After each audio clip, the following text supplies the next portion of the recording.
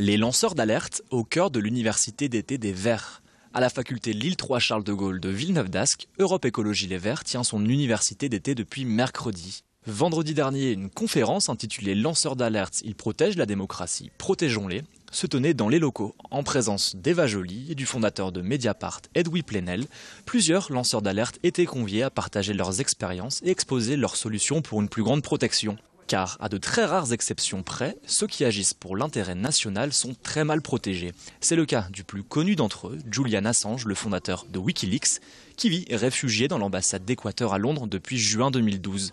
C'est lui qui avait publié plus de 400 000 documents confidentiels relatifs aux modes opératoires de l'armée américaine en Irak. Partant du constat qu'il est urgent de protéger les lanceurs d'alerte pour faire progresser la démocratie, les participants souhaitent que la France soit l'exemple en créant une réelle protection. Comment aider ces hommes et ces femmes ordinaires qui brisent la loi du silence? Comment les protéger des menaces et des pressions? Le fondateur de Wikileaks ainsi que les participants ont lancé un appel à François Hollande pour faire voter une loi garantissant la protection des lanceurs d'alerte. La Commission a dit officiellement que la protection des lanceurs d'alerte n'était pas à l'ordre du jour. Par contre, ils ont présenté un texte de protection du secret d'affaires qui rendrait le travail des lanceurs d'alerte et des journalistes plus compliqué. Il ne faut pas baisser les bras, il faut mobiliser.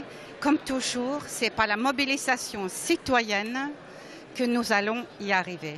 Et donc c'est l'objectif de cette plénière, c'est de rendre les militants très engagés sur le sujet. Vegan sans E, véganisme ou vegan avec un E. Ce mode de vie consistant à ne consommer aucun produit issu des animaux ou de leur exploitation séduit de plus en plus de particuliers. À l'Homme, rue Anne Delabeau, l'association Vegan Anae est spécialisée dans la cuisine 100% végétale. Créée en juin dernier, déjà forte de 600 membres, l'association accueille restaurateurs et grand public désireux de découvrir, voire d'adopter une cuisine différente qui s'inscrit dans une démarche plus large, celle d'une conception morale et philosophique des relations avec les animaux. Car au-delà d'un régime alimentaire végétalien, excluant viande, poisson mais également les produits laitiers, œufs et miel, les véganes s'interdisent de porter du cuir, de la laine et autres tissus provenant des bêtes. Il y a 1000 milliards d'animaux par an qui sont tués chaque année sur la Terre. C'est juste énorme. Qu'on considère que ce sont des individus à part entière. On considère que l'homme n'est pas au-dessus de la mêlée, il fait partie d'un grand écosystème et qu'il n'a pas le droit d'avoir cette position supérieure et de pouvoir aller jusqu'à dévorer les autres habitants de la Terre. C'est de diffuser un maximum de techniques de cuisine végane dans tous les lieux où on propose à manger aux gens. Alors je sais, ça peut paraître un peu étrange de passer de boucher à vegan, mais j'ai eu un déclic vis-à-vis de ma rencontre avec Grégory Broadcom. Donc ça m'a donné un petit déclic. Et en plus de ça, j'ai eu un gros déclic, c'est par mon métier, du fait de constater qu'il y a énormément de gâchis. On peut, surtout en grande surface, on peut jeter énormément de viande, même des fois plus que ce qu'on vend. On en jette beaucoup plus que ce qu'on peut vendre. Et ça, c'est vraiment dramatique. Si vous souhaitez découvrir la cuisine végane, une dégustation de sandwich aura lieu à l'épicerie végétale Et vous, rue Gambetta à Lille, le 29 août. Et on referme ce journal avec du sport et l'entraînement des joueurs du LOSC jeudi dernier. Ça se passait au domaine de Luchun pour la 3e fois cet été. Au total, pas moins de 1200 personnes avaient fait le déplacement jusqu'au centre d'entraînement. Les joueurs du LOSC sont en pleine préparation pour ce début de saison.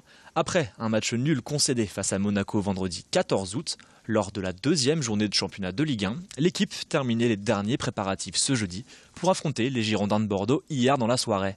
Un entraînement ouvert au public pour le plus grand bonheur des enfants et des supporters. Ça permet de prendre contact, on est rentré de vacances la semaine passée et on n'avait pas encore vu la nouvelle équipe, donc voir les nouvelles têtes, voir un petit peu les gens qui sont restés, les gens qui sont partis, puis la nouvelle équipe d'encadrement. Le premier match que j'ai été voir, j'avais 4 ans et après c'est venu comme ça, puis maintenant je supporte toujours le LOSC depuis ce temps-là. C'est rare qu'on puisse venir parce que mon mari travaille dans la restauration, donc c'est très rare, mais quand on peut, on vient en famille, ouais. Pour les soutenir, pour prendre des photos forcément, pas avec les joueurs, et puis voir comment ils s'entraînent, voir l'entraînement proprement dit, ce qu'ils font et voilà, comment ça se passe. C'est la fin de ce journal, merci à toutes et à tous de nous avoir suivis. Dans un instant, la météo et la météo des plages. Bonne journée à tous sur Grand Lille TV.